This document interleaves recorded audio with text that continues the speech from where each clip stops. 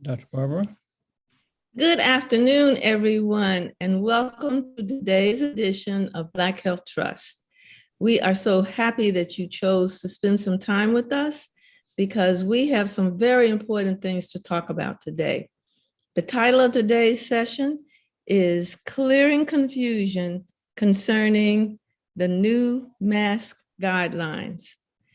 I think that I am not alone in listening to the new guidelines as they came out on Friday, being totally confused as to what I as an individual was supposed to do.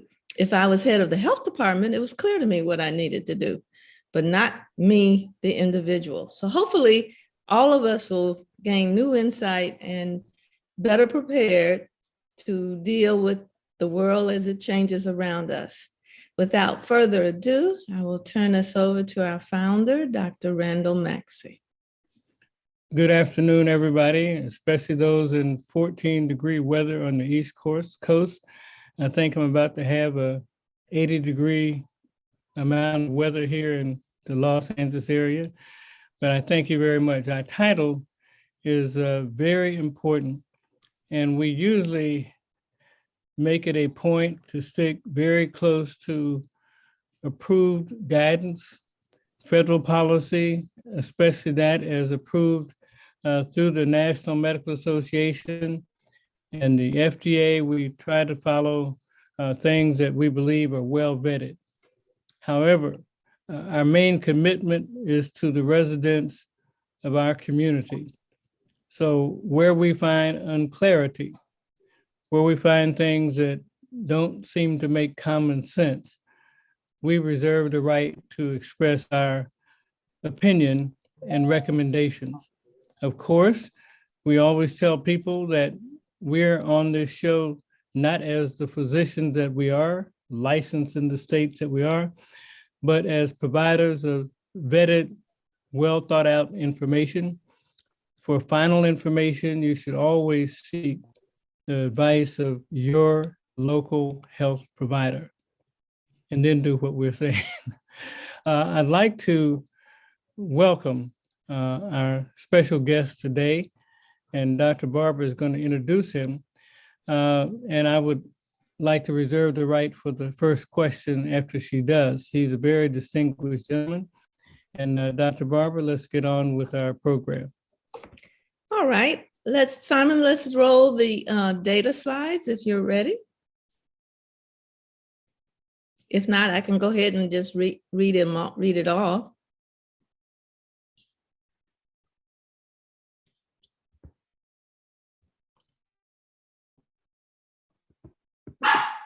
Oh no. Shh.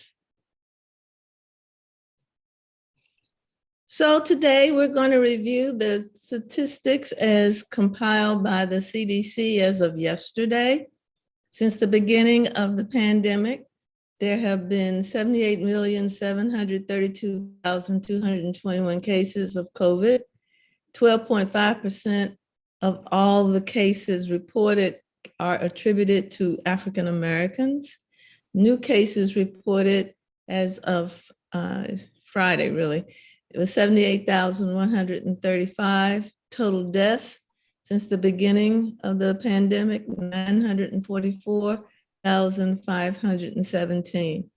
13.7% of all the deaths are attributed to African Americans. And the daily deaths as reported for Friday were 2,216. Next slide, please. Fully vaccinated, as defined as having had 2 doses of a 2-dose or 1 dose of a 1-dose vaccine, are now at 215.5 million Americans, or 65% of the total US population. Of that number, 10% are attributed to being African Americans that are fully vaccinated. But as regulars of this program knows, just having the first series does not mean that you're really fully vaccinated. At this point, you need to have a booster to be considered fully vaccinated. And of that, at this point, 94 million or 43.6% of all those eligible to receive a booster have received the booster and are fully vaccinated. Of that number, only 8.1% or 6.8 million are attributed to African Americans. So things have kind of plateaued in terms of our taking care of ourselves. The good news is the cases have started to come down. That's good, but we are not out of the woods yet. Dr. Barber, as you get ready to introduce our doctor for discussion, that 8.1% of a group of people that make up less than 15%, that sounds like a low number and would place that population of people at a That's more not the severe number risk. though. That's 8.1% of the 94 million who were full of all the US citizens that are fully vaccinated. So I understand, but mathematically, that would be an even lower number. Am I correct? Because our population is so small.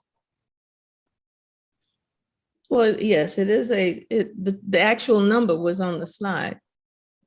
Okay, go ahead. Give me just a second to pull it up.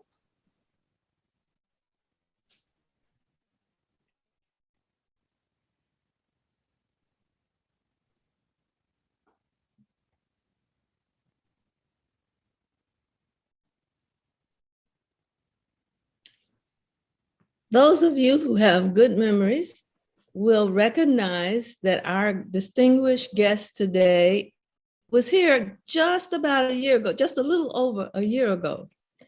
And he has graciously agreed to come today to help us plow our way through this confusion that has been created. I am speaking of none other than Dr. Dal Hewlett Jr., who is currently the Medical Director, Division of Disease Control and Chief of TB Tuberculosis Services at Westchester Department of Health. That would be Westchester County, New York, Department of Health. He's an adjunct associate professor of microbiology and immunology at New York Medical College, Valhalla, and an infectious disease consultant at Calvary Hospital, Bronx, New York.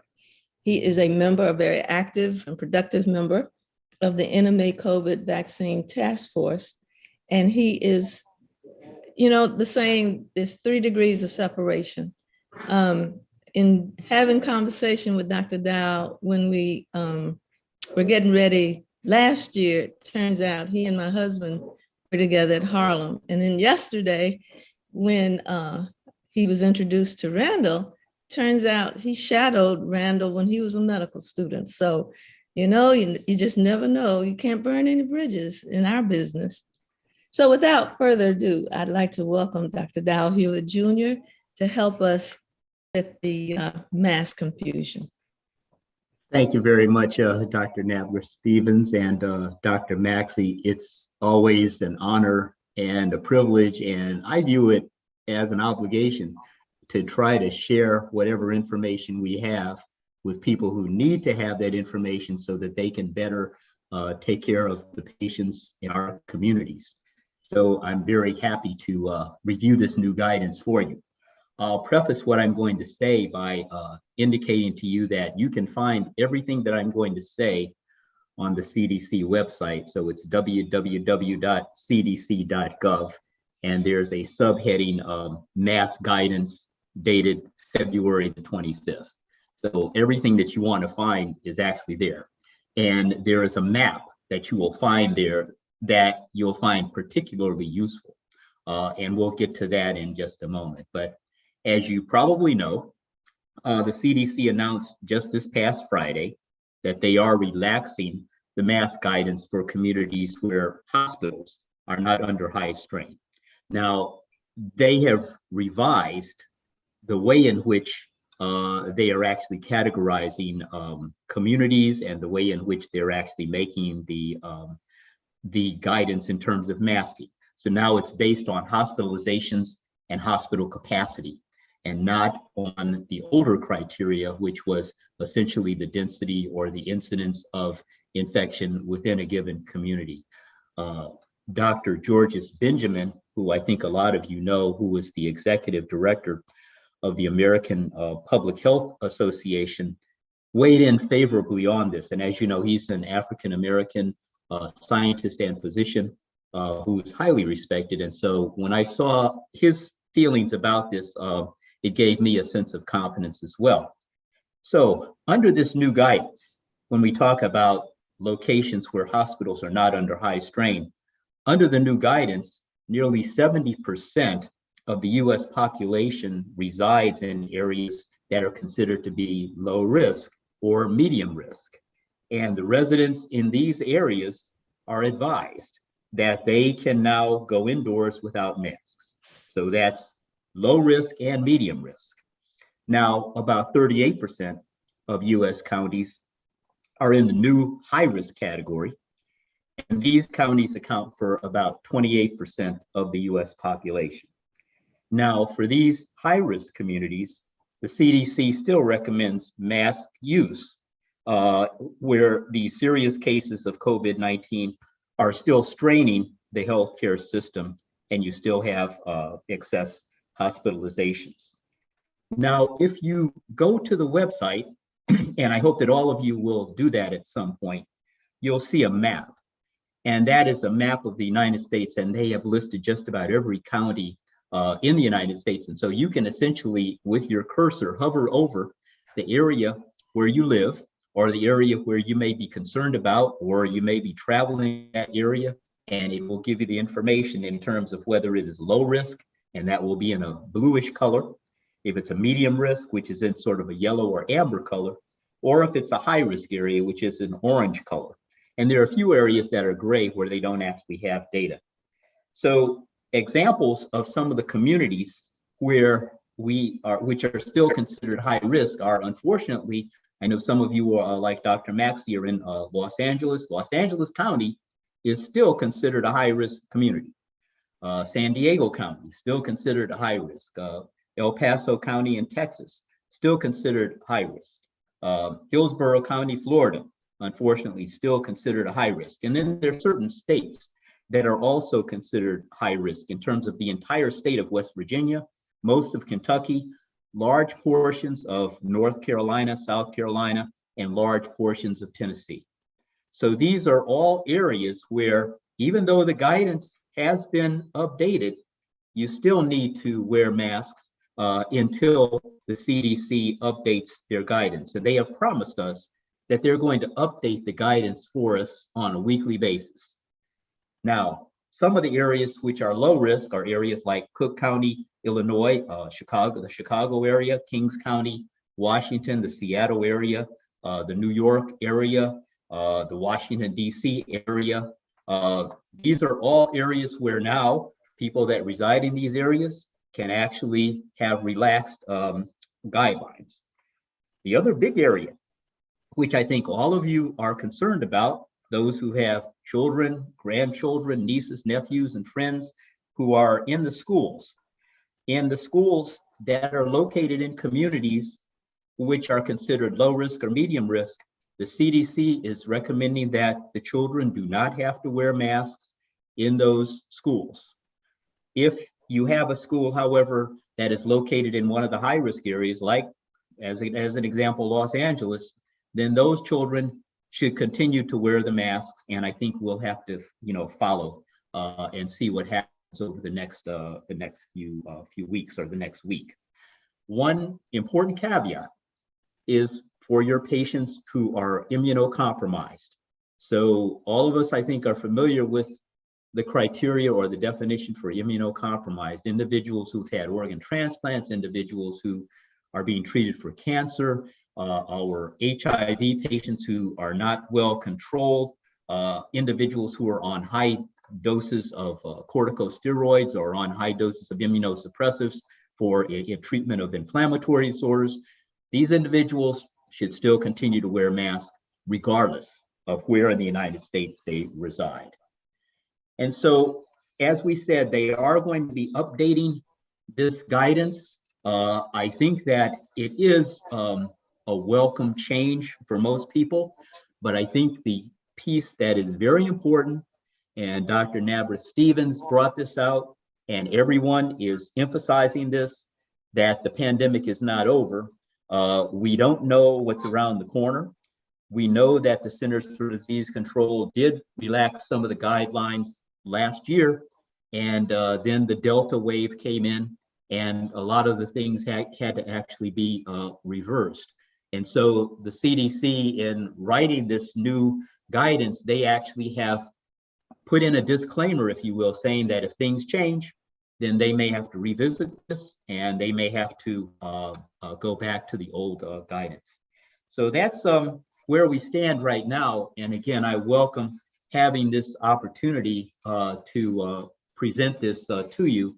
And I promised Dr. Maxey that I would provide him with some slides that summarize this, so that anyone who may have to present this in their respective communities will have sort of an easy way to do it. But I think that as soon as you have the opportunity, go to that website and look at that map that they put together, because that map is extremely helpful in helping you to make determinations depending on which community in which you reside.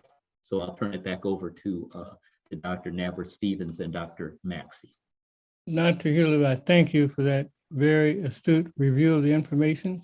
But let's start a little bit of controversy. That's always good, right?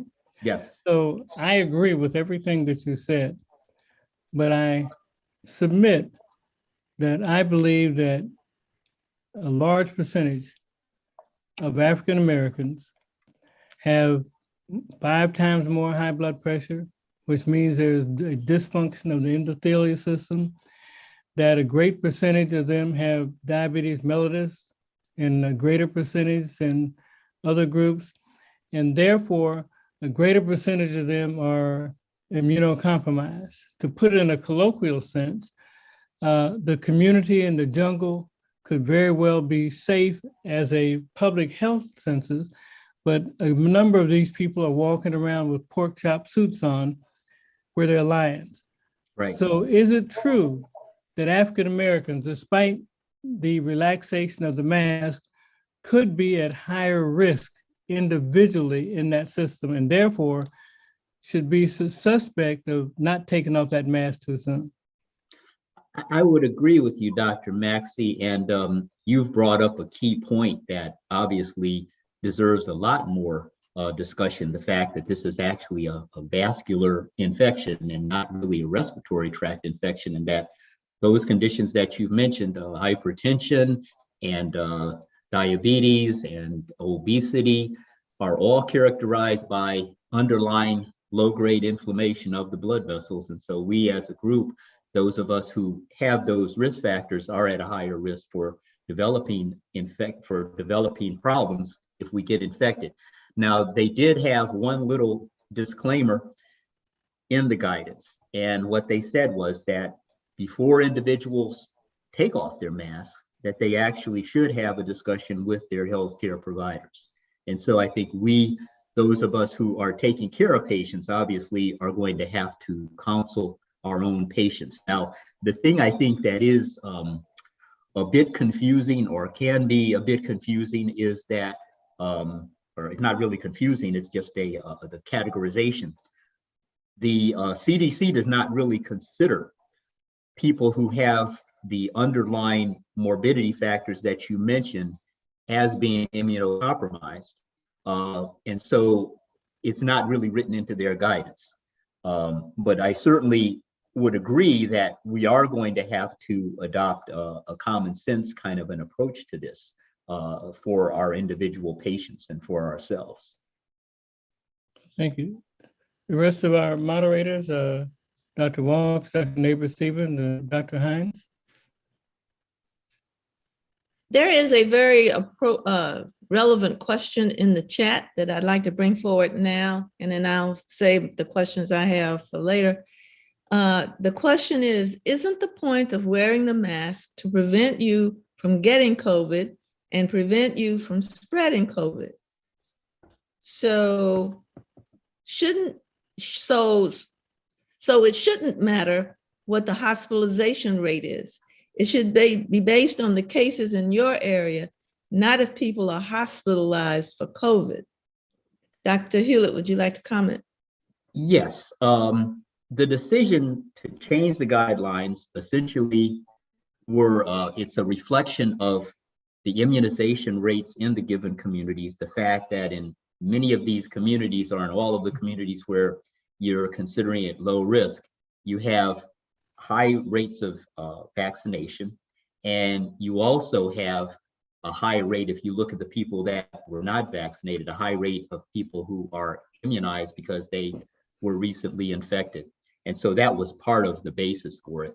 I would agree that we have to look at this on a community by community basis, which is exactly what the map does. So that when you go to that map, you'll actually see that these areas where you have that are considered low risk, they're considered low risk.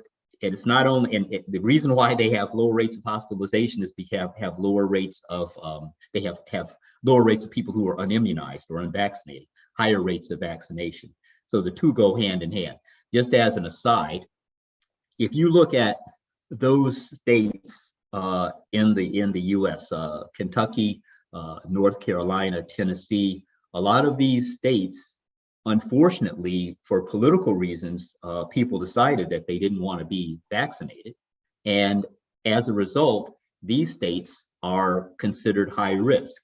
And so that actually is one of the things that was factored into this, the fact that if you have high rates of people who are vaccinated in a given community, that of course lowers the risk of transmission of infection. But you're absolutely correct. I think that if we look at this in terms of why we are masking, it's because of the fact that we can have asymptomatic spread of infection.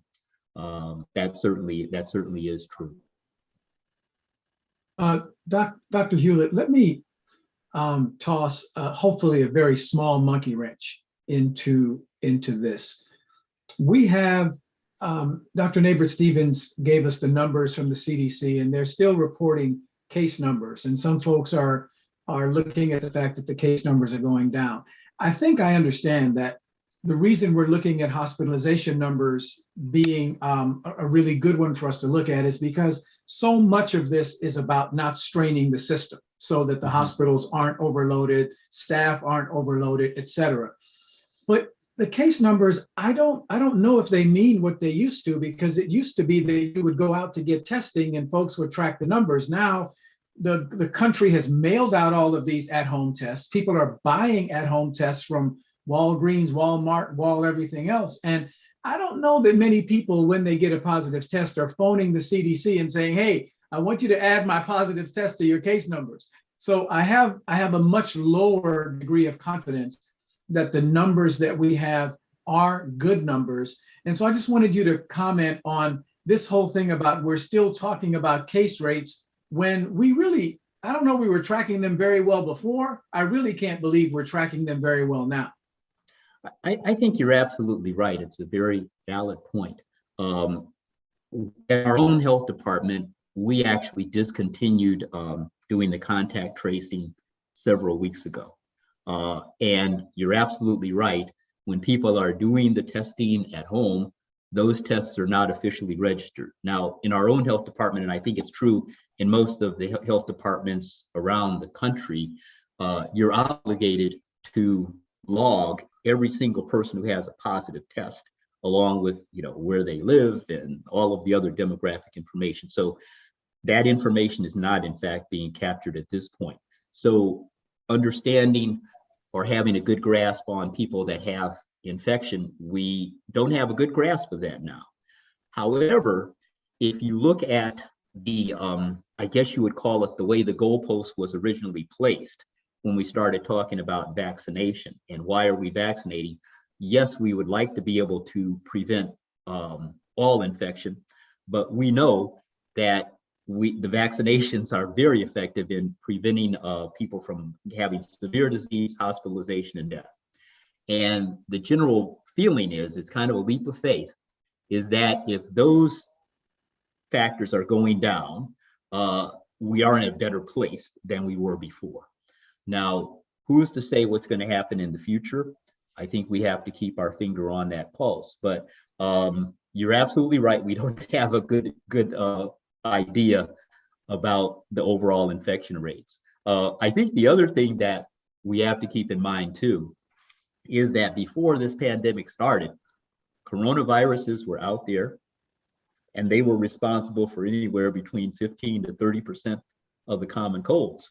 Now, I'm kind of looking at this as an optimist, and I'm saying, well, maybe the new variants that come out now will be much weaker than the ones that we've seen previously, and they will just cause common colds and not be as likely to cause the severe disease that we've seen before, but that we certainly are very, very grateful that we have effective vaccines to protect us from, the serious complications. But I hope that sort of addresses your question. I know it's a kind of, in a way, beating around the bush, but that's kind of where No, Dr. Hewlett, you were not beating around the bush. You did address my question. One thing I did want to make sure we were all on the same page with, I think all of us want any future variants to be milder and to be more easily tolerated.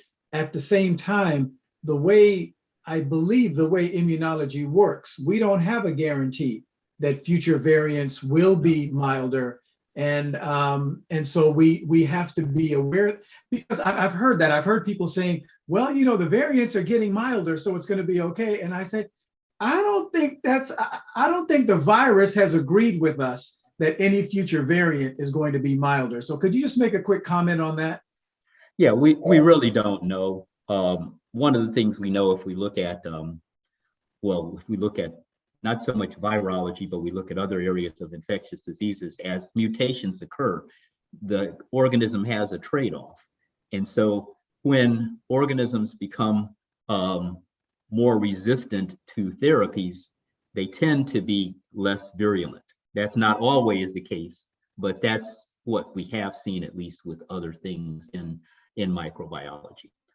It certainly seemed to be the case with the Omicron variant, where it had many more mutations than the earlier strains, and it caused greater transmission, was associated with a higher level of transmission, but the disease that it caused was, for the most part, milder, although certainly some people did develop severe illness. But we will have to wait and see. There's no guarantee. You're absolutely right. So to your point, to stay on that issue a minute, Mr. Dorsey, one of our people on the line, forwarded me an article from an Australian medical journal. And the researcher spoke about discovering an accelerated ability of the COVID-19 virus to temporarily mutate at a faster rate. Normally, these mutations occur over 1 or 2 years. And he claims to have found that they can temporarily advance mutation. And in particular, it happened in people with prolonged infections. It happened where there was a strong natural selection that occurred, that there was a population of non-immunized people. And this would all contribute to the temporary ability to accelerate the mutation and formation of variants, which may be less virulent or potentially could be more virulent. I like your observation on that issue. Yeah, well, I must admit that when it comes to a lot of the basic virology, I don't have as deep an understanding as I would like. We do know that people who are severely immunocompromised have been shown to be carriers of the virus, even though they have been vaccinated, and that mutations can occur within those individuals, and then they can certainly pass it on to other people. We do know that. I'm sure that I haven't seen that particular article, but I'm sure that it is something that we have to consider. So I think that we have to really be very open-minded about all of these things, because at the very beginning, This was called the novel coronavirus, and we've only been at this for 2 years. And when we first started in 2020, a lot of the things that we believed at that point are not true. We didn't believe that people who were asymptomatic could pass on the infection, and we really got a jolt a couple of months into the pandemic when we found out that that was not the case. We weren't testing people who were asymptomatic at that point.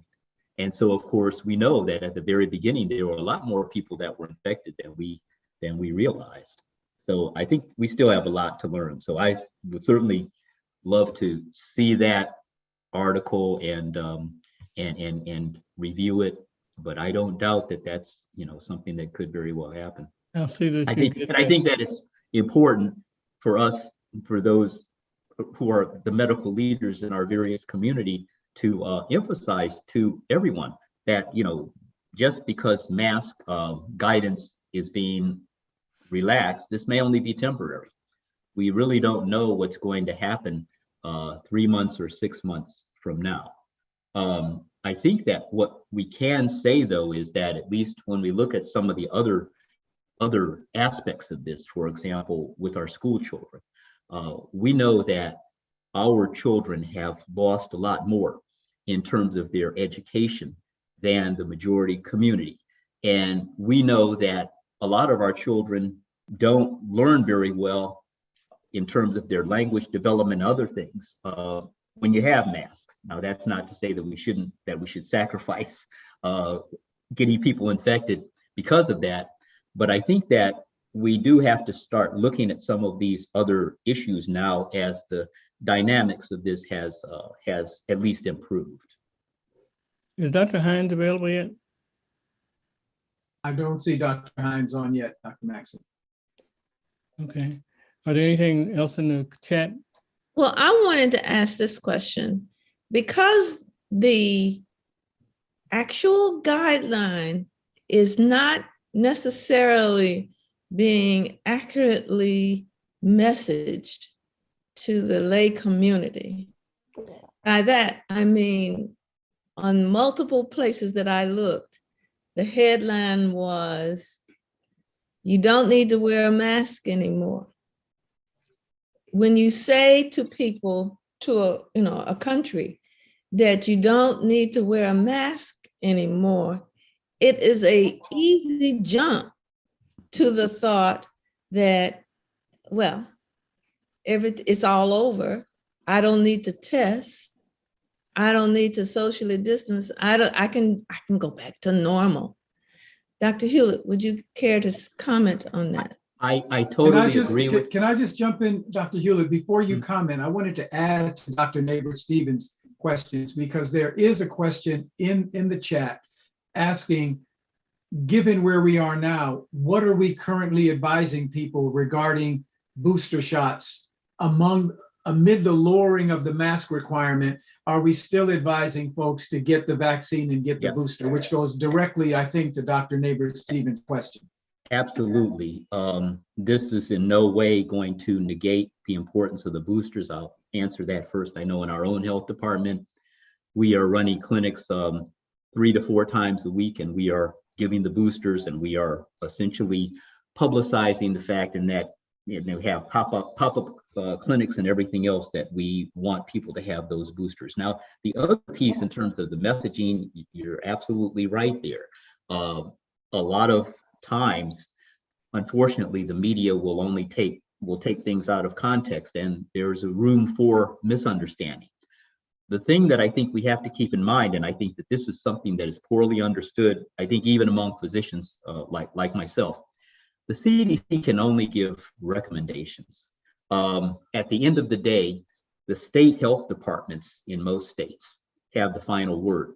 And so let's just say if you're in the state of California, or you're in the state of Florida, or some other state where you may have areas where there is still high rates of hospitalization, then that health department can say, we still recommend that everyone should wear a mask.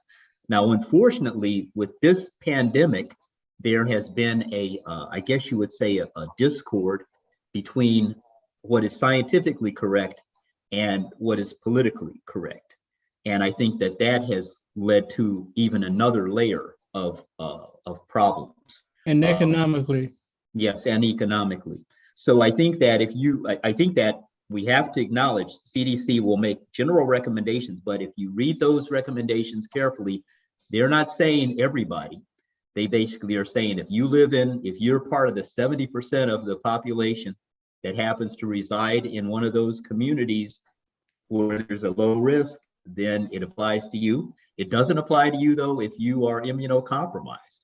And if you are advised by your physician because of your underlying illness, then you should follow what your physician is saying and not necessarily go by what the CDC is recommending.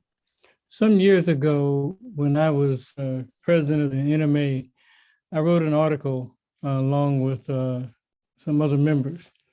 And that article was about moving towards personalized, individualized medicine or precise medicine. Have we gotten away from that by having so much politics and economics? And or should there be an ethnic advocate? Because different systems in different ethnic groups, I'm using that in a pejorative way, have different risk factors. And I'm afraid that the risk factors that communities of color have are not in the equation at all. I agree with you. And I think that we have to look at this in at least two ways. One, you have public health recommendations, which are overarching for an entire country or an entire state, that do not necessarily take in the elements that you're talking about within the communities. The language is in there saying, well, talk to your doctor. Well, we know a lot of the people that live in our communities don't have doctors. They go to the emergency room or to the urgent care center for their care. And if they're not having problems, then they don't have anyone looking over them at all. And so I think you're absolutely right that this is a balance. And I think that it is going to be important for, let's say, the NMA to weigh in on this for our own physicians to give more guidance. I think it is confusing as you go through it, but I do think it makes sense if you're in those low risk communities. But I know there's going to be a lot more discussion about this as it moves forward. Well, I thank you so much. I made a promise to your boss, your employer last night, that we would make sure that you made the engagement that she has planned. But I certainly like to make sure you get to address any other questions that may be in the chat or you think are relevant. I see Dr. Jordan has raised his hand. Can you unmute Dr. Jordan? While he's being unmuted, before you leave, Dr. Okay. I want you to address the question, is the pandemic over? And I'd say no. No. Quickie. No. And if I can add why it's not over. All of you are probably familiar with long COVID. And we, in fact, a group of us in the George Counts interest group of IDSA, this group of African-American physicians, we've been given the opportunity to present a symposium at the fall meeting talking about long COVID and the impact that this has in our community. And as you know, a lot of physicians are not familiar with this entity.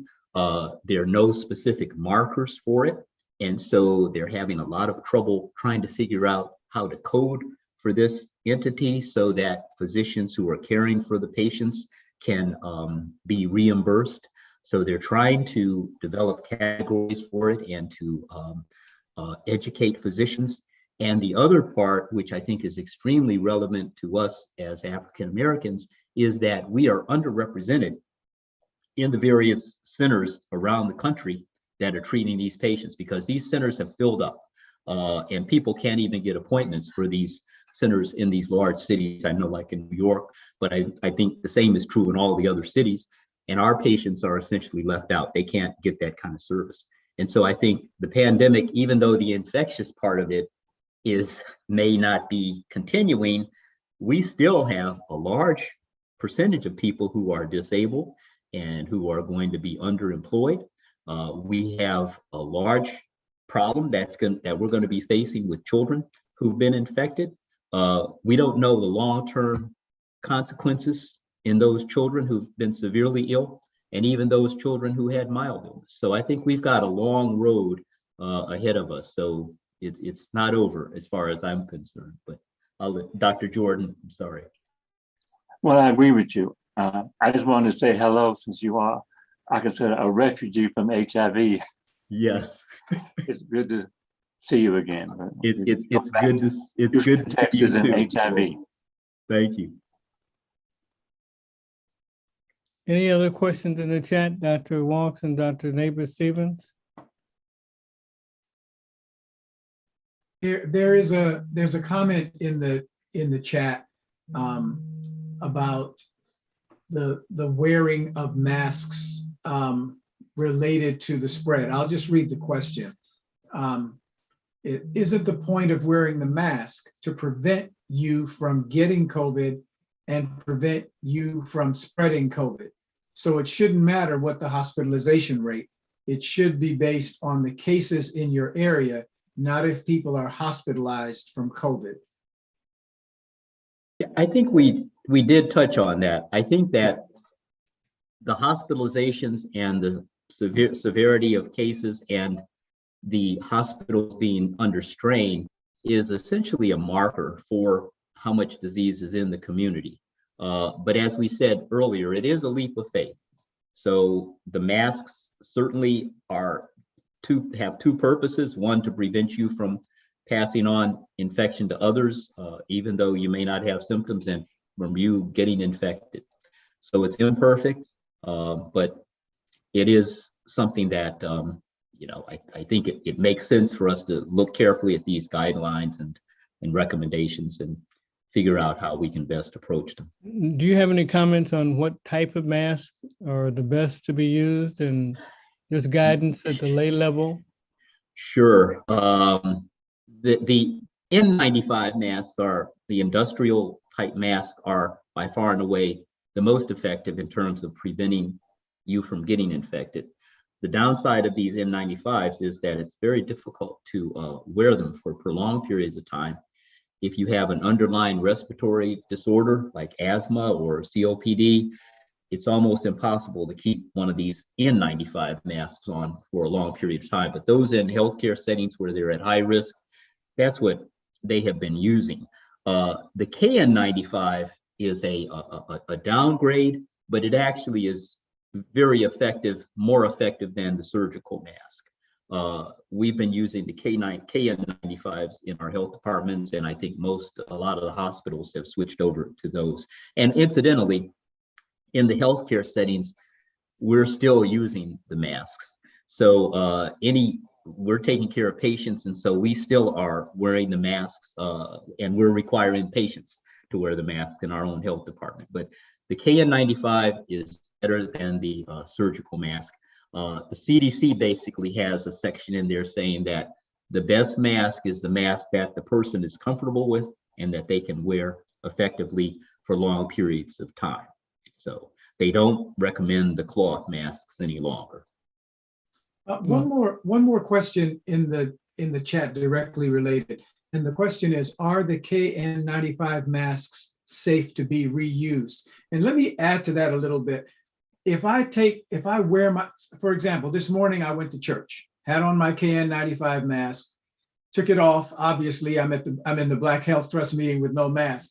If I have to go back out this afternoon, does that count as me reusing the mask, or how long can I keep that mask? Can I put it on tomorrow morning? Yes, you can use the mask as long as it doesn't get wet, as long as it doesn't get stained with, you might be working in a certain area and there might be soilage of it. But unless those things happen, you can use those masks over and over again. In our own health department, we are issued, I think, maybe 3 of them every week. So we're expected to reuse them. And I think the same is true for our colleagues who are in the hospital, which is just across the street. So Well, thank you so Okay. much. And You're welcome. allowing you to keep my promise, I'm going to say one thing, and Dr. Walks, don't smack me. The best doctors in the world come out of Harlem Hospital. And I was so pleased to know we come to Harlem Hospital where we learn real medicine. We may not have much time to read, but we take care of the people. And thank you so much, Doctor. Thanks, The Dr. best Mack. doctors in the world are just like the best masks in the world. They're the ones that you will use regularly and routinely. So Thank you. that's what I have to say. Dr. Hewlett, so good to see you again. Thank you so Okay, much. good to see you all. Thank you very much, and thanks for having me. Bye. Yeah, Bye bye-bye. now. Bye-bye. So, Dr. Neighbor, this was a topic that you suggested because you rightly were concerned about what the lay public, the information or the misinformation, I won't say that, the miscommunication that was coming out of the CDC. But given that the CDC is a semi-political government organization that has to respond to all communities, I believe that was part of the way they had to parse their words. And I think Dr. Hewlett hit a lot of points that are correct. And there also the fact that in dealing with the public health, you have to have an overarching view, but as defenders of certain communities, we have to have a correct view and take away. So I'd like to have just a little bit of your opinion, Dr. Walk's opinion, and others, how we handle both ends. We have a public health obligation, we do, but we also have a community obligation. Comments? Yeah, I do have a comment. I don't think it's as complicated as people are trying to make it be. If you have a situation that is created by a germ that is caught, you want to do whatever you can do to keep from catching it. Now, we are certainly going to pursue the vaccination and booster route, but we also know that they are not infallible and that in fact, the science is still evolving on how long and how much protection you have after receiving your vaccine and your booster. So it is a safe assumption to make that you are never 100% protected against getting infected. That can't at this point be argued against. So if you cannot be 100% sure that you are protected by your vaccines and your boosters, then you need to pull out your other bullets out of your holster. And the other bullets in the holster are your mask, so that, as was described accurately in the chat, the purpose of the mask is to keep you from catching the germ and from you spreading the germ, then it's best that you wear your mask. It did not miss my attention when I looked at the government map yesterday that many, not all, but many of the heavily red areas are also areas of large Black populations, because a lot of the red areas were in the South, and we know that that's where the majority of African Americans live in this country. So you have a lot of information, irregardless of what comes out of the TV or out of your computer and social media. You know what to do to protect yourself. You hopefully have some common sense and you will act accordingly. Dr. Walks. 2,216. That's the number that Dr. Neighbor Stevens gave us earlier today in terms of how many folks died the day before that number was published. 2,216. So whatever that is, that includes mostly people who were unvaccinated, but some people who were vaccinated that died with COVID-19 or died because of COVID-19. So as a former state public health officer and as someone who routinely says to my patients when they ask me, well, what are the side effects that I'm going to get from this medication? I always say, I will defend to the death your right to be an individual. I have no idea how one individual person is going to respond to exposure to the COVID-19, whether they're vaccinated or not. I have no idea. I can't predict how one individual person is going to feel, whether they're going to get the illness and recover, whether they'll get long haul. I'm still traumatized by the story that we heard a few weeks ago. Dr. Maxey brought on a wonderful, brave individual that told us about her journey, with her ongoing journey with a horrible COVID-19 experience. So this is like wearing seatbelts in the car, right? If you never want to be in a car accident, never get in a car. But if you get in a car, you might want to consider putting your seatbelt on, because even if you're with the best driver in the world and in the safest car in the world, why not put your seatbelt on? So I saw in the chat, someone wrote that they're just going to wear their mask, period. And yes, I'm going to just wear my mask, period. I really don't see the downside for us adult people that I already struggle with my language skills, Dr. Maxey and Dr. Neighbor Stevens. So the fact that young people do better without masks when they're trying to learn language skills, I respect that. And so we have to weigh the benefit of the language skills, hugely important, with the risk of them not wearing masks. Well, So there you go. Let me pose this question to you and Dr. Neighbor and Dr. Hines if she's on. And recently I've been interacting, let me say, cross-culturally and cross-politically. And people say that, well, I have an individual right not to be vaccinated or not to let people know if I'm vaccinated. And I'm of the mind, you have that right as long as you're not trying to be around me or my family.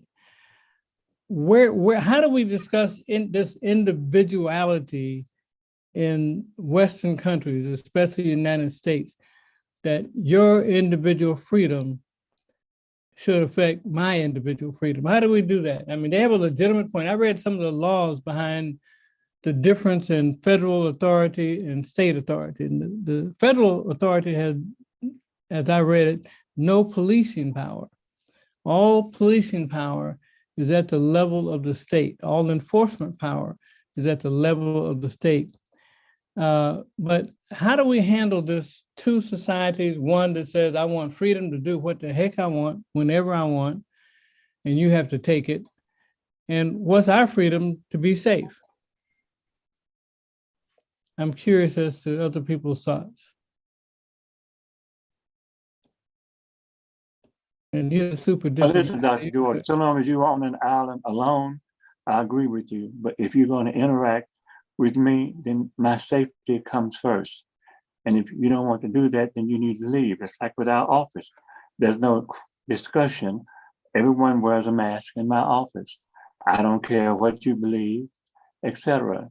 If you don't wear a mask, do not come in. You have a right to not wear a mask in that small circle of your one person, but you do not have a right to infect other people. Now we need to look at where did this whole theory or thought come from, because vaccinations have been around a long time. We went through polio, we went through smallpox, and people, I don't remember arguing like that, but I think that's important. But it is important for Black doctors to be comfortable and being able to advise their patients. And as I keep saying, we also need to get more Black people going to they haven't got to go to Black doctors, but we need more people going to doctors. We have too many of our patients in this city, Los Angeles, just going to either the STD clinic or the emergency rooms when they get sick. And that is not the way you get good care. And we can't complain about what's going on when we do this to ourselves. Long haul is interesting, period. I think I had long haul from the vaccine. And it took me a long time. I lost down to 155 pounds from the second shot. I still would take it again. I'd rather have that and live than to go to the risk of getting COVID and dying the way people were. So Dr. Jordan, I think we have to I'm know it's a sorry. new disease, but I think we have to look at what is the best for everyone. So Dr. Jordan, I want to make sure I didn't mishear you. Were you saying you thought you got long haul from the vaccine? Oh no, okay, that was my mistake. No, I don't think I got long haul, but I had something similar to long haul from the vaccine. Both shots I had bad reaction. The first shot I had a cerebritis, and literally I was driving around the freeway for 4 hours. I didn't know where in the hell I was. And my godson had to call and drive me home. So we put off taking the second shot for a week. That was fine. Took the second shot. I was fine. I had no problem other than I just stopped eating. I'd eat breakfast and that was it. I would drink cold water all day long. I mean, ice slush water. I didn't lose an appetite. I didn't lose my taste buds. Dr. Jordan, I want to follow up with what Dr. Walks was trying to gain clarity. What you had seems to be a reaction to a medication, probably having nothing to do with the virus itself. And the definition of long haul syndrome is a result of an infection. And I think that's what he was trying to get clear. Yeah, I agree. Okay. Related to this subject is a question in the chat, and I think it's important to address the question. And it is, the person writes, I know that Dr. Maxey has received a second booster. For those who have received the first booster, should we all be planning to get the second booster soon? Now, I think you need to be planning to get a second booster. I'm not going to say soon, because I don't think the data is clear at this point about who needs the second booster and when the second booster is needed. But I think ultimately the question will be resolved, and the end result is going to be that yes, those of us who got the first booster in most cases are going to be recommended to get the second booster. And we tested our HIV patients early on, and we found that 13% had antibodies to the virus. When we retested that same group, 50% had lost their immunity. So I think when to get the booster should be when we think we have lost some of that immunity. So, I will plan to get my doctor to do a test on me beforehand. So someone asked a question. I got the first booster, but I'm not getting the second one until I have my primary test to see if I still have a good level or not. So we need to be very careful to make sure that we are, as Dr. Neighbor-Stevens just said, that we are giving advice that is vetted, that we are making sure that we are being very careful. But again, I will defend to the death your right to be an individual. I will defend to the death Dr. Maxey's right to go get that second booster because he knows where to get it and he feels he needs it. But that is not at this point an official recommendation from the Black Health Trust that folks run out and get a second booster. I think what Dr. Neighbor-Stevens said is that the science is still unclear at this point. I read this past week that they are now beginning to think that immunity may last longer from the shot and the first booster, because it isn't only whether the antibodies are positive, but there are other parts of the immune system that may be activated more readily because you have had the shots and the booster, even though your antibodies. So it is not as simple as, it's been 2 weeks or 2 months, let me go get another booster all on my own. It is not that simple. I think we need to continue to wear our masks, wash our hands, keep ourselves safe, and listen for the advice that has been vetted that we can provide for folks here on the Black Health Trust. I think that's a very Very important well point. said. I think there's a very important point you brought up there, that besides the active immune system, there's something called memory cells. And this level of memory cells can boost the booster for longer than just the immediately measurable things that you can measure with PCR and the things that you can measure with the antibody or rapid test, antigen test. So the story is not over. The science is still evolving, but I think Dr. Walks and Dr. Neighbor have hit the nail on the head. We still need to keep doing common sense things, staying away from this virus as much as possible, getting all of the recommended vaccinations, and holding your mind open to what the recommendations will be about the fourth shot or second booster. Now, in my terms, exposing some of the things that I face, if you are diabetic, if you have chronic kidney disease, which means that your renal function is less than 60 cc's a minute, if your creatinine is raised, if you're obese, if you have atherosclerosis, if you're older than age 50, you might inquire of your primary care provider if you should get a booster sooner rather than later. And it was on those bases that my primary recommended get the booster, because you are at risk more than the general population. And I think that a higher number of Black communities are at risk, but you need to have that personal discussion with somebody who has your health interest in mind. Now, I did a consultation this morning with a patient in Atlanta, Georgia, and she has been recommended to go on to dialysis. And the comment of her primary care physician at the time had been, well, if we had given you the right medicine in the first place, you wouldn't have developed kidney failure to this point. So I'm very concerned that you know how to ask your physician questions, how to have trusted messengers of people who know what the heck they're talking about.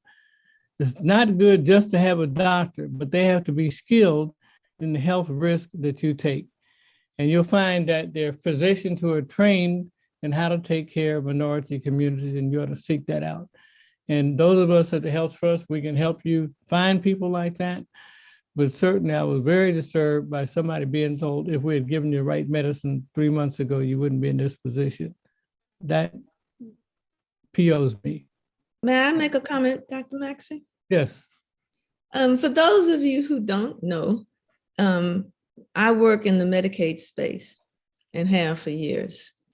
And I want to share with you my observation. This is not a study, it is anecdotal, but it is my observation that over the last 6 months, I have seen more advanced disease, newly diagnosed, than I have ever seen in my entire medical career. And I attribute, and it's not just cancer that I'm talking about. It is untreated, unrecognized high blood pressure with what we call in-organ effects, i.e. the high blood pressure has damaged the heart, the kidneys. And these are not old people. And I'm an old person, so I can say old people. Young people, 30s. A case I had this week was a 32-year-old woman who presented because she had a seizure, and it turned out she had cervical cancer that had spread to her brain and into her lungs. But her presentation was the seizure. So that cancer has been growing for a while. And she has not been to any doctor, and she did have insurance. So And that's the point- problem we still need to deal with. Too many particularly Black patients do not go to doctors who could. And we're not talking about people in rural Alabama. So the point that Dr. Jordan really made for me just then is that, yeah, we have been focused on COVID over the last 2 years on this program, but I promise you, you're going to be hearing more and more about other diseases that are disproportionately present in our community, with an emphasis on prevention and continuing to take care of ourselves and keeping ourselves healthy. We're not going to lose sight of the problem with COVID. Don't worry, you're not going to lose that vision. But there are other things that are chipping away at our community, and we're not paying, and it's not getting enough public attention and outcry.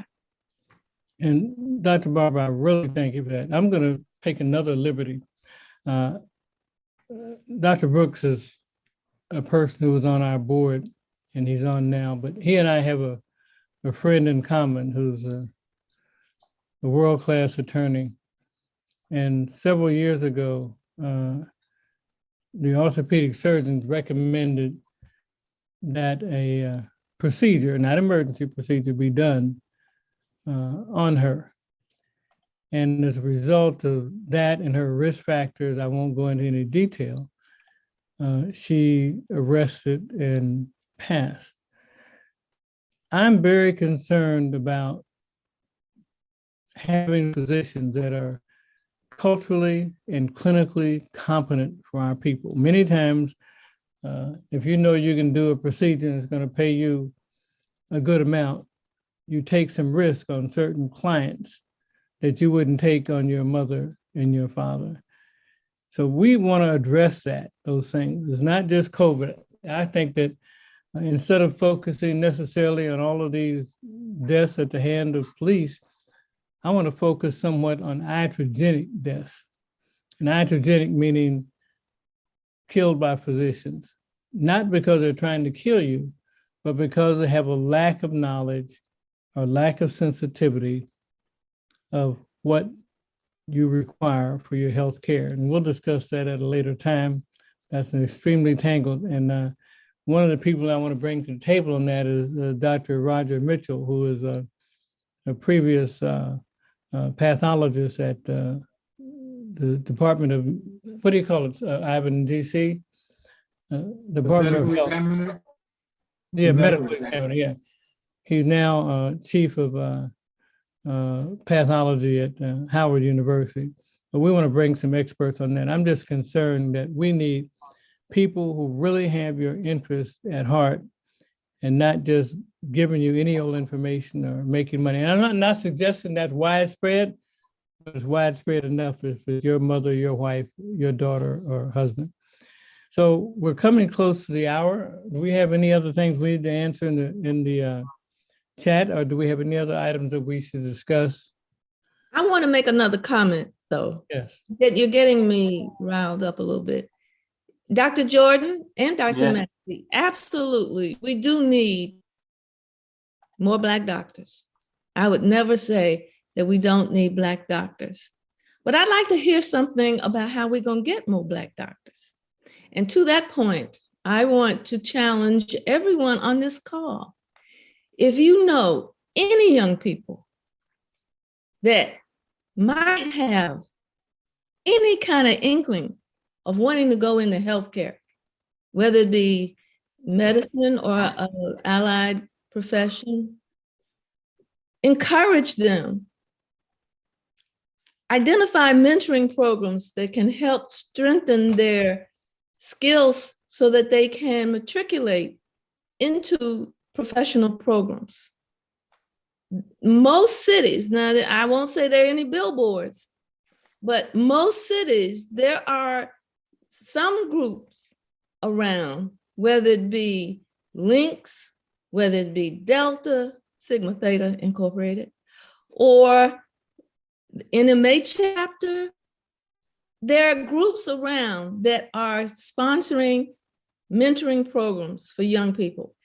Since they have had the assault of the COVID pandemic on their educational process, It's more important than ever for us to think about and pursue supporting the education of our children. And in the process of doing that, we will ensure the pipeline for our future physicians. I agree with you, but I think that's a discussion we need to talk about on its own, period. And again, a part of that is parental responsibility. And we're getting our asses kicked now by particularly a group coming from Southeast Asia. I interviewed for Harvard and for Case Western, and those kids come in impressive. And then too many of our, particularly our brothers, do not. And we need to talk about what we need to be doing to help our kids become more competitive, not just doing some rap stuff, but getting into graduate schools too. So I think that, to me, is a topic that we should be discussing, devoting the whole hour and a half to that. I think that is probably very important, especially on our Wednesday night meetings. So as we get ready to close, the one thing, one of my daughters-in-law to be forwarded me a talk that I gave to the Democratic National Platform Committee in 2003. And in 2003, Barbara, to your point, there were less than 100 African-American, not Blacks, but African-American males in all the medical schools in the United States, including Howard, Harry, and whatever else was there, the traditionally Black school. 2003, that number holds true to now. And we told them they needed to cure that. So we suggested that they needed to concentrate on increasing the numbers of Black physicians. We've increased the number of Black female physicians. We have not increased the number of Black physicians. But in concert with a physician who had on his wall, there are 12,000 Black patients for every one Black doctor. Please be patient.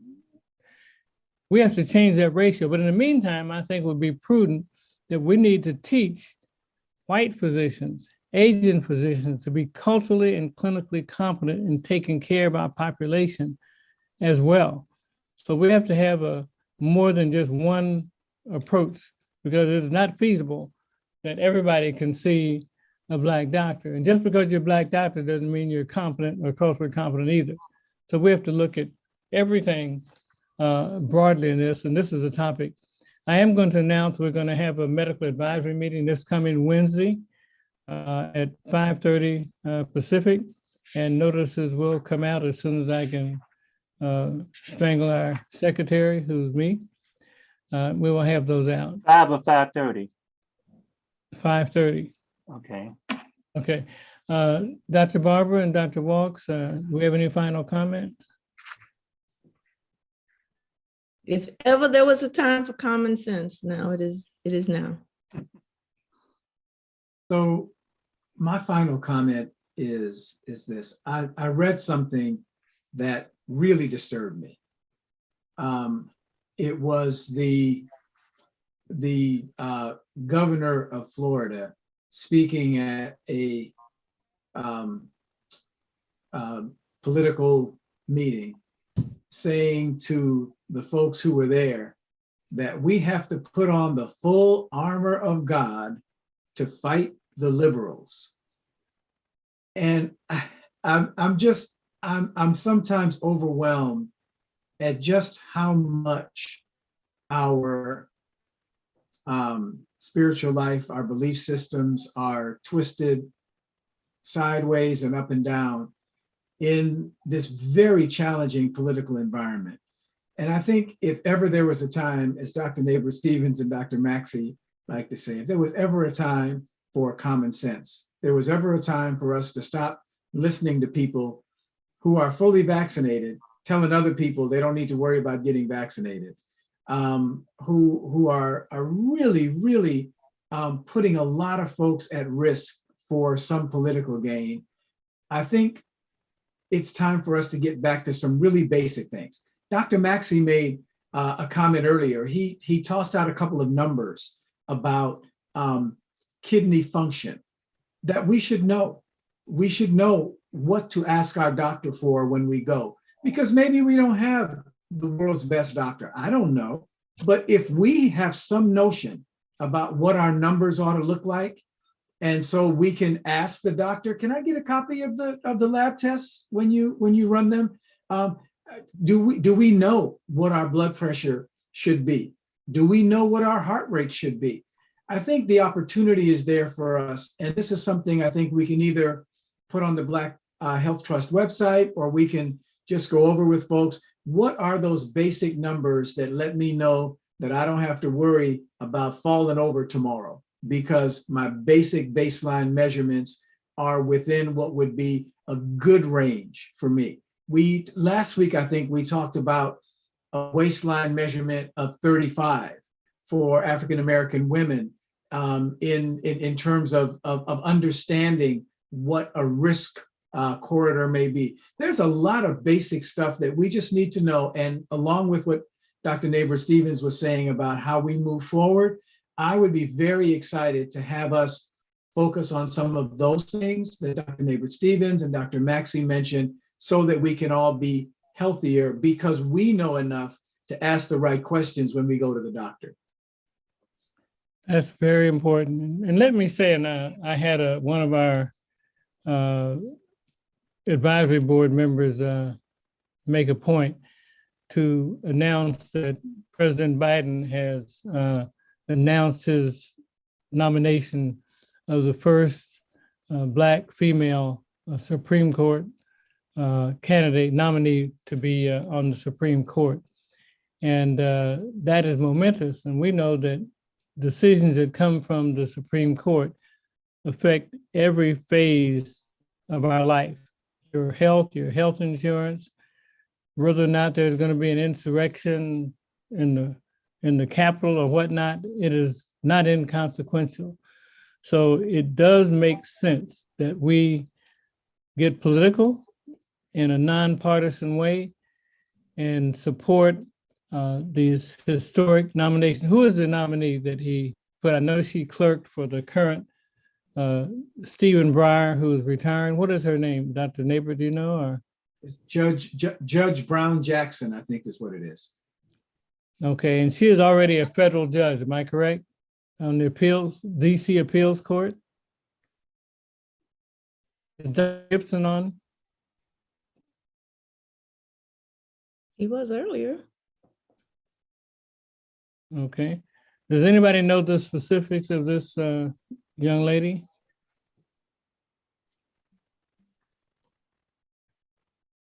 Whoa, everybody's quiet. Dr. Gibson put in the chat, Ketanji Brown-Jackson, or Brown-Jackson. Okay. So I understand that last time around when she was going for the Court of Appeals, she had 3 non-Democratic supporters for her going on the Court of Appeals, including Lindsey Graham and the Alaskan senator, and one from Vermont, I believe. So I think a lot of people are going to support her, and I heard that Mitt Romney might support her too. So she's pretty much guaranteed to pass, but it'll be good that it could be as bipartisan as possible. But we should not remain silent. We need to get out those pens and talk to your representatives, senators, and congressmen, and let people know how much we support this nomination that will affect the health that we have in our community. If there are no further comments, I appreciate everybody for joining us on this beautiful in California Sunday afternoon. We wish you a good evening. We thank especially our guest speaker, Dr. Hewlett, who came from Harlem Hospital. Thank you so much. Have a good evening. Thank you, Simon. Good afternoon, everyone.